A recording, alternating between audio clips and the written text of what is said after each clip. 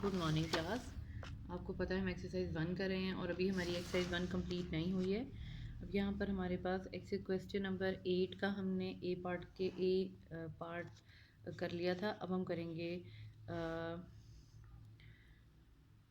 Same exercise 1 question number 8 and C part.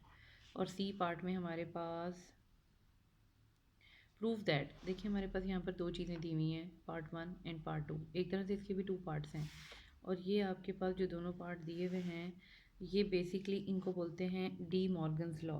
Venn diagram हम नहीं करेंगे लेकिन आपने याद रखना है डी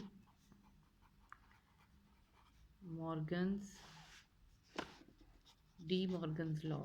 अगर आपको कभी सवाल आ जाए कि what is De Morgan's law, तो ये जो 2 लॉज हैं, A complement union B complement that is equal to A intersection B whole complement, एक ये है। और सेकंड आपके पास है A complement intersection B complement that is equal to A union B whole complement. इन्हें बोलते हैं दोनों को डी मॉर्गन्स लॉ। एक मैं आपको प्रूफ कर देती हूँ, बाकी आप लोग कर लीजिएगा। अभी फर्स्ट पार्ट में हमारे पास याद रखना है इसमें वैल्यूज़ कौन सी यूज़ हो रही हैं। पूरे 8 क्वेश्चन में एक ही वैल्यूज़ यही यूज़ की हुई हैं उन्होंने, 1 2 3 4 5। ए सेट बी आप सॉरी ये ए सेट आपके पास जो गिवन है वो उसकी वैल्यूज़ हैं 1 3, बी सेट की वैल्यूज़ आपके पास गिवन हैं 2 एंड 4, सी सेट की वैल्यूज़ आपके पास गिवन हैं 5। इन्हीं वैल्यूज़ को हम यूज़ करेंगे और हम आगे काम करेंगे, ठीक है। अब डी मॉर्गन्स लॉ का जो पहला लॉ है वो हम यहाँ पर लिखेंगे। पहला हमारे पास डी मॉर्गन्स लॉ क्या है, A complement union B complement is equal to A intersection B whole complement. सबसे पहले हम स्टार्ट करेंगे लेफ़्ट हैंड साइड, ये राइट हैंड साइड होती है, ये लेफ़्ट है, हम लेफ़्ट से स्टार्ट करेंगे। लेफ़्ट हैंड साइड में हमें फाइंड करने को कहा है ए कॉम्प्लीमेंट, और दो सेट से उनका यूनियन लेना है और वो कौन से हैं, एक का नाम ए कॉम्प्लीमेंट है, एक का नाम बी कॉम्प्लीमेंट है। ए कॉम्प्लीमेंट का मतलब होता है u माइनस ए। अब u सेट आपके पास दिया हुआ है 1 2 3 4 एंड 5, माइनस का साइन आप भी लगा दें। ए सेट आपके पास गिवन है 1 एंड 3। आपको पता है माइनस कैसे लेते हैं, कॉमन एलिमेंट क्रॉस करते। फर्स्ट सेट में जितने भी एलिमेंट बच जाते हैं लाइक 2 4 5, तो ये आपके पास कॉम्प्लीमेंट है। अब बी कॉम्प्लीमेंट का मतलब होता है u minus B. U set आपके पास अगेन क्या है 1 2 3 4 एंड 5, माइनस साइन लगाएंगे। बी सेट आपके पास था 2 एंड 4, कॉमन एलिमेंट आप क्रॉस कर देंगे 2 4। फर्स्ट सेट में क्या बच गया 1 3 एंड 5, ठीक है। अब आपको ये कहा है A complement union B complement.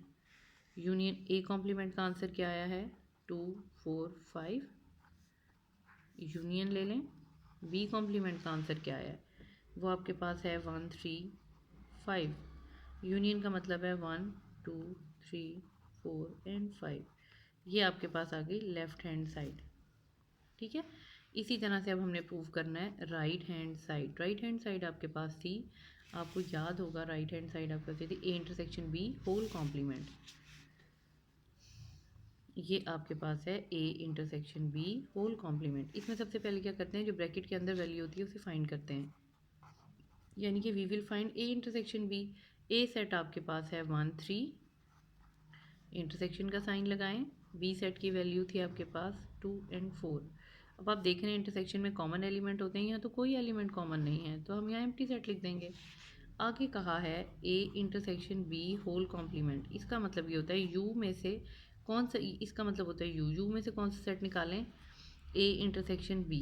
यहाँ हम ब्रैकेट कर लेते हैं। यू सेट आपके पास था 1 2 3 4 and 5, minus A intersection B, अभी हमने ये एम्प्टी सेट फाइंड किया है।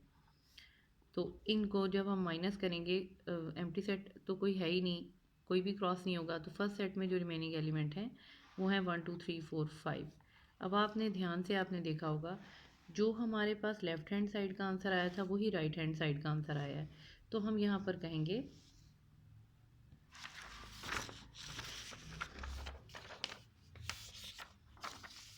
लास्ट में हम एक लाइन ज़रूर लिखेंगे, उस लाइन में हम लिखेंगे हैंस का मतलब है इस तरह से ये साबित होता है जितना हमने काम किया है। Left hand side that is equal to right hand side. ठीक हो गया। अब एक पार्ट मैंने आपको कर दिया है, ये जो डी मॉर्गन्स का सेकंड है वो आप लोग खुद करेंगे बिल्कुल इसी वे से, और जो आंसर लेफ्ट हैंड साइड का आएगा वही राइट हैंड साइड का आएगा। ठीक है। अब आगे क्वेश्चन 9 हम नहीं करेंगे, क्वेश्चन 10 पे आ जाएं।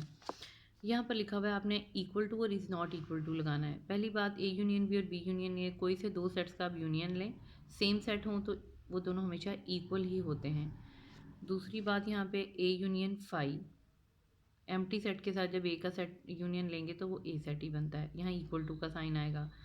और फाई और ए का जब यूनियन लेंगे तो आपने ध्यान में रखना है, उन्होंने कहा है क्या वो फाई के इक्वल होता है, बिल्कुल भी नहीं। यूनियन का मतलब होता है दोनों सेट्स को कंबाइन करके लिखें, तो ये नॉट इक्वल का साइन है। यहाँ पे आ जाएं, यहाँ लिखा हुआ है ए यूनियन ए, दोनों का यूनियन का सेट ले तो जाहिर है वही सेट वापस आएगा, ये आपके पास इक्वल टू का साइन है। और यहाँ भी थोड़ा सा मैं डार्क कर दूँ आपको, ये इक्वल टू का साइन है और ये नॉट इक्वल था थर्ड। अब यहाँ पर आ जाए, यहाँ लिखा हुआ है इफ़ ए यूनियन बी, आपके दो सेट्स हैं, अगर आपके पास सेकंड सेट आंसर आ रहा है and if A intersection B, और फिर भी सेकंड सेट आंसर आ रहा है, इसका मतलब ये है ए और बी बेसिकली दोनों एक ही तरह के सेट हैं, ये इक्वालिटी साइन आएगा। ये आपको मैंने एक्सप्लेन कर दिया। इस एक्सरसाइज में हम इतना ही काम करेंगे, और अब नेक्स्ट लेक्चर में होपफुली मैं आपको हम एक बार टेस्ट लेके इस चैप्टर का, तो मैं आपको नेक्स्ट एक्सरसाइज स्टार्ट करा दूँगी। Till then take care.